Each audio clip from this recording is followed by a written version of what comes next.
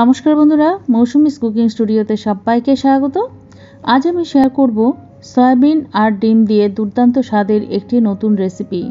সয়াবিনের এই রেসিপিটি ভাত, রুটি, পরোটা বা লুচি সবের সঙ্গেই খুবই ভালো খেতে লাগবে। আশা করছি এই রেসিপিটা আপনাদের খুবই ভালো লাগবে, তাই পুরো ভিডিওটি দেখার অনুরোধ রইল। আর ভালো লাগলে একটি লাইক দিয়ে আমার চ্যানেলটিকে সাবস্ক্রাইব করে রাখারও অনুরোধ রইল নিত্য নতুন রেসিপি পাওয়ার জন্য। চলুন দেখে নেওয়া যাক কী করে তৈরি করতে হবে। এখানে আমি 150 গ্রাম সয়াবিন নিয়ে নিয়েছি, আর সয়াবিনগুলোকে নুন গরম জলে 10-15 মিনিট আগে ভিজিয়ে রেখেছি। এভাবে করে ভিজিয়ে রাখলে খুব সুন্দর নুনটা ভেতরে ঢুকে আর খেতেও খুব ভালো হয়। আর সেদ্ধ না করে এইভাবে ট্রাই করে দেখবেন, খেতে কিন্তু খুবই ভালো লাগবে। এবার দেখুন জল থেকে জল নিংড়ে আমি সমস্ত সয়াবিনগুলোকে তুলে নিচ্ছি। সয়াবিনগুলো তুলে নেওয়া হয়ে গেল। এবার আমি একটা বাটিতে নিয়ে নিচ্ছি 3খানা ডিম।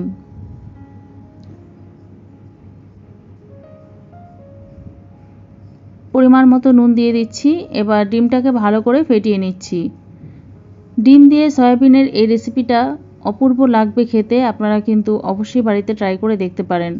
এবার দেখুন প্যানে দিয়ে দিলাম সাদা তেল। এবার তেল বেশ ভালো করে গরম করে নিয়ে আমি এখানে দিয়ে দিচ্ছি 3টে বড় সাইজের পেঁয়াজকে আমি মিহি করে কুচিয়ে রেখেছিলাম, সেই পেঁয়াজটা দিয়ে দিচ্ছি।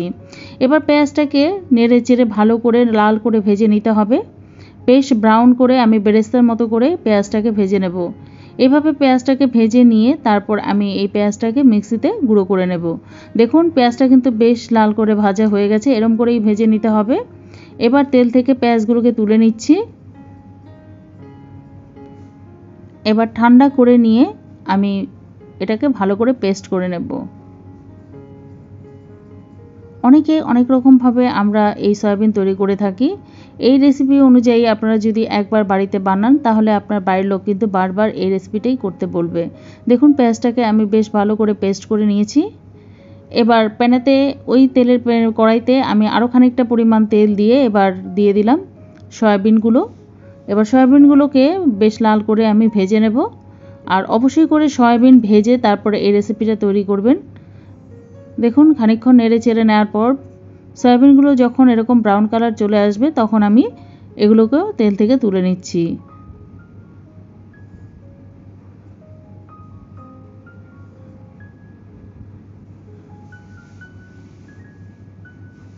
এবার কড়াইতে আরও খানিকটা পরিমাণ তেল দিয়ে আমি এতে দিয়ে দিলাম সেদ্ধ করে কেটে রাখা আলু। এখানে আমি 3টে আলুকে ডুমো করে কেটে রেখেছিলাম আর সেদ্ধ করে নিয়েছিলাম। এবার অল্প একটু নুন দিয়ে আর হলুদ দিয়ে আমি আলুটাকে বেশ লাল করে ভেজে নেব। দেখুন আলুটাও বেশ লাল করে ভাজা হয়ে গেল। এবার এগুলোকেও তেল থেকে তুলে নিচ্ছি।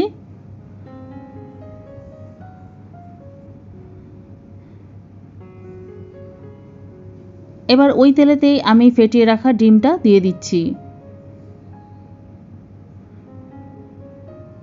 ডিমটাকে দিয়ে নিয়ে খানিকক্ষণ সময় একটু অপেক্ষা করে নিয়ে তারপর নেড়ে চেড়ে ডিমের ভুজিয়া বানিয়ে নেব। দেখুন ডিমের ভুজিয়া আমার একদম রেডি।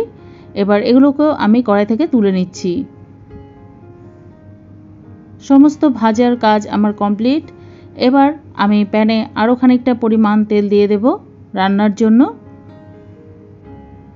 রান্নাটা কিন্তু আপনারা চাইলে সর্ষের তেলেও করতে পারেন। এবার তেল বেশ ভালো করে গরম করে নিয়ে ফোড়নে আমি দিয়ে দিচ্ছি এলাচ, দারচিনি আর দিয়ে দিচ্ছি তেজপাতা, লবঙ্গ। ফোড়নটাকে খানিকক্ষণ ভেজে নিতে হবে। যখন সুন্দর একটা ফ্লেভার ফোড়ন থেকে বেরোবে সে সময় আমি এখানে দিয়ে দেব অল্প একটু পরিমাণ জিরে, মানে হাফ চামচ পরিমাণ গোটা জিরে দিয়ে দিলাম। এবার জিরে শুদ্ধ ফোড়নটাকে আরও খানিকক্ষণ সময় ভেজে নিতে হবে। এবার আমি এখানে দিয়ে দিচ্ছি 2টো টমেটো পেস্ট।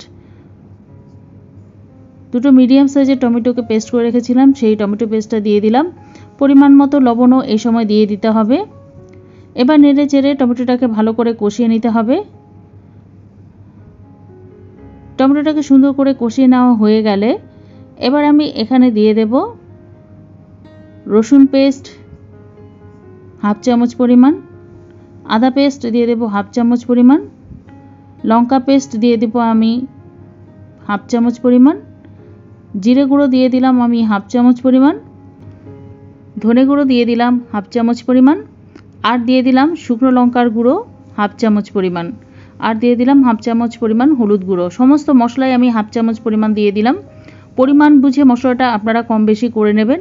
এবার নেড়ে চেড়ে ভালো করে কষিয়ে নিতে হবে। ভালো করে কষিয়ে নেওয়া হয়ে গেলে তেলটা যখন ওপরের দিকে চলে আসবে সে সময় আমি এখানে দিয়ে দেব ভাজা পেঁয়াজের যে পেস্টটা তৈরি করে রেখেছিলাম সেই পেস্টটা দিয়ে দেব। এবার নেড়ে চেড়ে আরও খানিকক্ষণ সময় ধরে কষিয়ে নিতে হবে। কিছুক্ষণ কষিয়ে নেওয়ার পর তেলটা যখন আবার উপর দিকে চলে আসবে সে সময় আমি এখানে দিয়ে দেব ডিমের যে ভুজিয়াটা তৈরি করে রেখেছিলাম সেই ডিমের ভুজিয়াটা দিয়ে দেব। এবার নেড়ে চেড়ে আরও খানিকক্ষণ সময় এটাকে কষিয়ে নিতে হবে। কিছুক্ষণ কষিয়ে নেওয়ার পর এবার আমি এখানে দিয়ে দেব ভেজে রাখা সয়াবিনগুলো। এবার শুদ্ধ ভালো করে কষিয়ে নিতে হবে আরও মিনিট দুয়েক।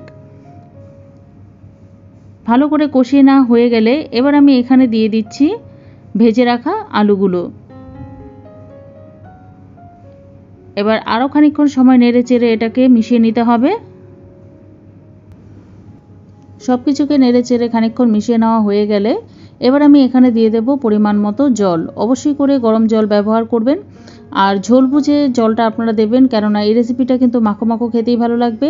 আর যেহেতু সব কিছু আমার ভাজা রয়েছে আর আলুগুলো সেদ্ধ করা রয়েছে তাই খুব একটা জল কিন্তু এখানে লাগবে না।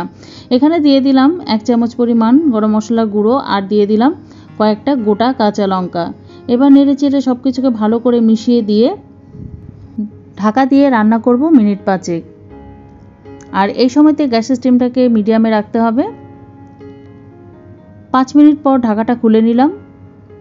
দেখুন গ্রেভিটা কিন্তু অনেকটাই ঘন হয়ে এসছে আর রান্নাটাও আমার মোটামুটি হয়ে এসছে।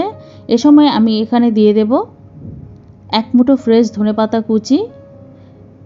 এবার নেড়ে চেড়ে সব কিছুকে ভালো করে মিশিয়ে দিয়ে আমি কিছুক্ষণ স্ট্যান্ডিং টাইমে রেখে নামিয়ে নেব। আর এরকম মাখো মাখো অবস্থায় নামাতে হবে, কেননা এটা যখন ঠান্ডা হবে তখন কিন্তু অনেকটাই ঘন হয়ে যাবে, তাই এই অবস্থায় নামিয়ে নিতে হবে। গরম গরম পরিবেশন করুন রুটি, পরোটা, লুচি বা ভাতের সঙ্গে। আর অবশ্যই কমেন্ট বক্সে কমেন্ট করে জানান আপনাদের কেমন লাগলো। রেসিপিটি ভালো লেগে থাকলে ভিডিওটিতে একটি লাইক দিয়ে আমার চ্যানেলটিকে সাবস্ক্রাইব করে রাখার অনুরোধ রইল।